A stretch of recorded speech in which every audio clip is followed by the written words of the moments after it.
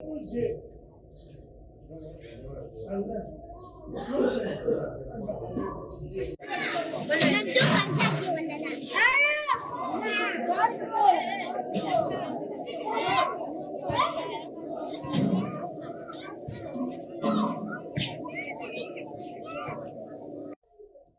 الله الرحمن الرحيم. اليوم هو 22 من شهر رمضان المبارك الموافق الأول من شهر إبريل لسنة 2024.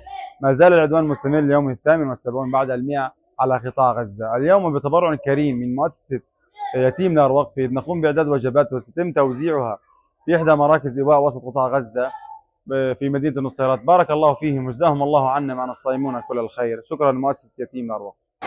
شكرا للداعم وكل عام وأنتم بخير. شكرا للداعم وكل عام وهو بخير. شكرا للدعم كل عام وانتم بخير. شكرا للداعم. شكرا للدعم كل عام وانتم بخير.